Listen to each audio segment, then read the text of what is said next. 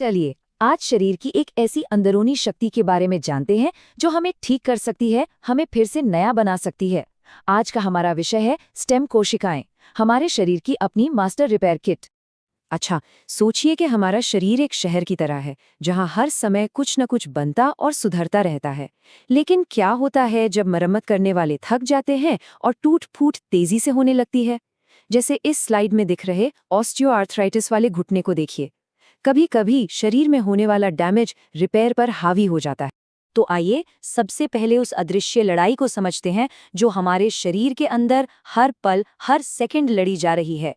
एक ऐसी जंग जिसमें कभी-कभी उम्र के साथ हम पिछड़ने लगते हैं। तो सवाल यही उठता है कि जब मरम्मत का काम धीमा पड़ जाए और नुकसान तेजी से बढ़ने लगे, तब शरीर का क्या होता है? असल में यहीं से कई बीमारियों और उम्र बढ़ने की प्रक्रिया की कहानी शुरू होती है।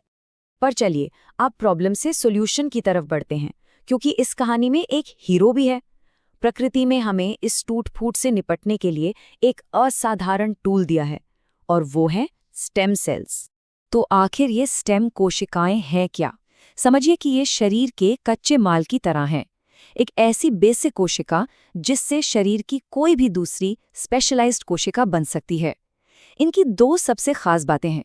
एक तो ये अपने जैसी ही और कोशिकाएं बना सकती हैं, और दूसरा ये अपना रूप बदलकर मांसपेशी, खून या दिमाग की कोशिका भी बन सकती हैं।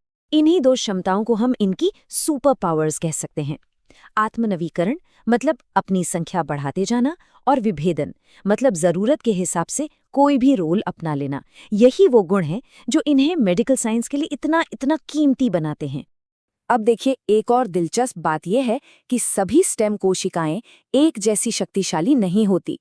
इनकी भी अपनी अपनी सीमाएं और खासियतें हैं।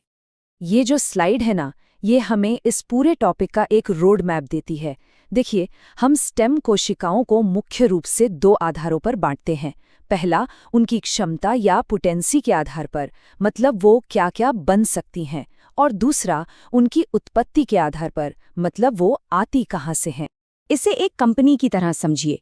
टोटीपोटेंट कोशिकाएं कंपनी के सीईओ की तरह हैं, जो पूरी की पूरी कंपनी बना सकती हैं। प्लूरीपोटेंट सीनियर मैनेजमेंट है, जो कोई भी डिपार्टमेंट बना सकते हैं। मल्टीपोटेंट एक टीम लीडर की तरह है, जो अपने डिपार्टमेंट में अलग-अलग काम कर सकते हैं। और यूनिपोटेंट एक स्पेशलिस्ट कर्मचारी है, जो सिर्फ एक ही काम में माहिर है। ये टेबल हमें जीवन की शुरुआत की एक अद्भुत झलक देती है। देखिए, निषेचन के ठीक बाद कोशिका टोटीपोटेंट है, मतलब वो सीईओ है। लेकिन कुछ ही दिनों में जब कोशिकाएं बढ़कर एक समूह बना लेती हैं, तो वे प्लूरीपोटेंट बन जाती हैं, यानी अब वे शरीर बनाने के लिए पूरी तरह से तैयार हैं। ठीक है, तो हमने ये तो समझ लिया कि ये कोशिकाएं क्या कर सकती हैं।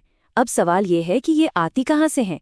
चलिए अब स्टेम कोशिकाओं के तीन मुख्य स्रोतों को देखते हैं। तो पहला स्रोत है भ्रूणीय स्टेम कोशिकाएं, जो सबसे शक्तिशाली होती हैं। दूसरा, वयस्क स्टेम कोशिकाएं, जो हमारे ही शरीर में मरम्मत के लिए तैयार बैठी रहती हैं।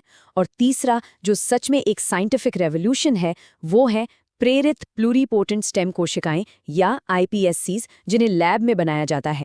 ये आईपीएससीज बनाने की जो प्रक्रिया है ना, ये विज्ञान की सबसे बड़ी उपलब्धियों में से एक है। इसमें वैज्ञानिक किसी की त्वचा जैसी एक सामान्य कोशिका लेते हैं, उसमें 4 खास यामानाका फैक्टर्स डालते हैं, और बस मानो समय का पहिया उल्टा घुमा देते हैं। वो कोशिका अपनी पुरानी शक्तिशाली अवस्था में लौट आती है। ये स्लाइड उसी अद्भुत बदलाव को दिखा रही है। सोचिए, एक साधारण त्वचा कोशिका को उसकी सबसे शक्तिशाली शुरुआती अवस्था में लौटाया जा सकता है। इस एक खोज ने व्यक्तिगत चिकित्सा के लिए अनंत संभावनाओं के दरवाजे खोल दिए। और ये सब एक खास साल में अपने शिखर पर पहुंचा। वो साल था 2012, एक ऐसा साल जो आधुनिक चिकित्सा के इतिहास में हमेशा याद रखा जाएगा। इसी साल वैज्ञानिक शिन्या यामानाका को उनकी इस अविश्वसनीय खोज के लिए नोबेल पुरस्कार से सम्मानित किया गया।